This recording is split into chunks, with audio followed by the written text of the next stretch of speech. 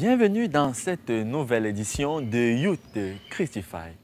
Aujourd'hui, nous nous intéressons à un concept assez complexe en Afrique, principalement en pays bamileke, le ndo, qui signifie malédiction. La malédiction signifie littéralement une bosse, une malchance, un événement mystérieux et invisible qui me poursuit et entrave la réussite de ma vie.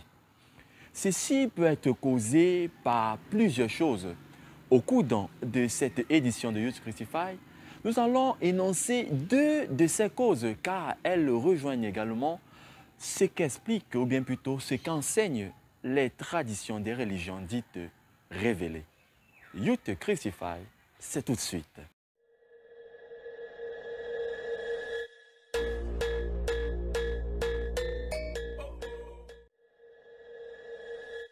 Chacun de nous a déjà entendu parler ou bien plutôt rencontré quelqu'un dont rien ne marche dans sa vie ou plutôt dont la vie n'a pas du tout de sens.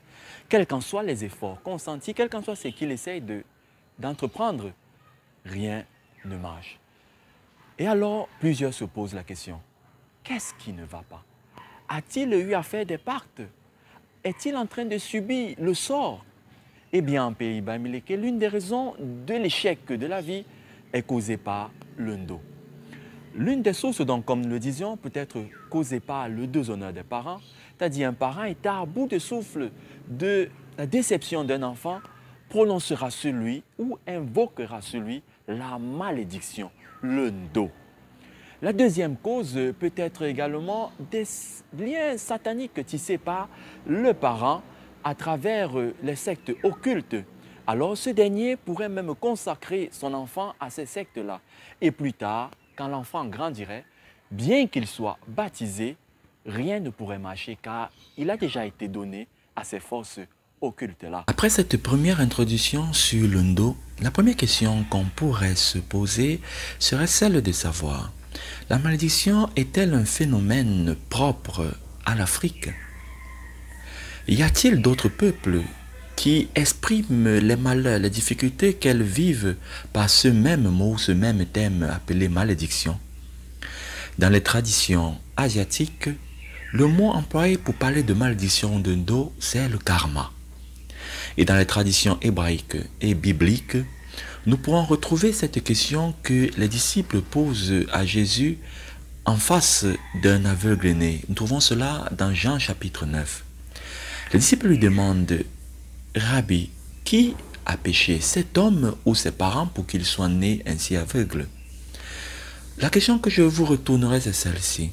Les disciples, en posant cette question, pensez-vous qu'ils ignoraient le fait que dans le livre de Jérémie au chapitre 31, le prophète dit qu'en ces jours, on ne dira plus que les parents ont mangé les raisins verts et les dents des fils sont agacées. Il y a des cas où c'est le cours de la nature, c'est le cours de la vie qui veut que nous puissions traverser les moments difficiles. C'est ce que Jésus également va dire que non, aucun de ses parents n'a péché. Mais il y a également des cas qui est reconnu selon chaque tradition, selon chaque religion, que nous pouvons attirer la malédiction sur nous. En d'autres mots, on pourrait simplement dire que il y a des actes que nous posons qui n'ont pas seulement des conséquences et des répercussions sur notre vie, mais ils peuvent également avoir des répercussions sur la vie de nos enfants et même sur notre lignage. J'aimerais simplement vous rappeler ceci. De même que le Seigneur nous demande de l'honorer, ou bien plutôt de l'adorer, il nous a demandé également d'honorer nos parents. C'est pourquoi le mot hébraïque pour dire adorer Dieu, c'est le même mot utilisé pour dire honorer les parents. C'est pourquoi dans toute culture, dans toute religion, le commandement d'honorer ses parents ou bien plutôt d'adorer ses parents, qui sont comme nos dieux sur cette terre, est attaché d'une bénédiction, une vie longue et prospère. À l'inverse, si ce parent également prononce des paroles de malédiction sur vous, que vous ayez affaire à un prêtre exorciste, à un prophète ou à un super pasteur, il sera difficile, voire impossible pour ce dernier de délier ces liens sataniques si ce parent vous a consacré à des démons ou bien plutôt de lever la malédiction de cette parole prononcée contre vous s'il n'y a pas pardon, réparation et réconciliation. Chers parents, faites attention à des liens que vous tissez au dehors. Chers jeunes, faites attention à la colère, à l'action que vous pourrez causer sur vos chers parents. Car c'est vrai, nous avons la foi, qui nous sauve d'ailleurs. Mais le Christ n'est pas venu abolir, il n'est pas non plus venu nous encourager à déshonorer nos parents. L'honneur des parents est une bénédiction. Nous sommes donc à la fin de notre partage. Si vous voulez approfondir tout ce qui concerne l'Undo, la malédiction et tout, bien vouloir suivre la page Sauvons l'Undop sur Facebook. Nous mettrons en description le lien vers cette page-là. La question que l'un pourrait peut-être nous poser, que faire si le parent qui nous a souhaité le malheur, l'Undo, vient à décéder? Ou la personne avec qui nous avons eu des conflits est allée voir un féticheur, cette personne est décédée, il n'y a plus moyen de demander pardon. Comment fais-je pour réparer? Comment fais-je pour demander pardon à cette personne?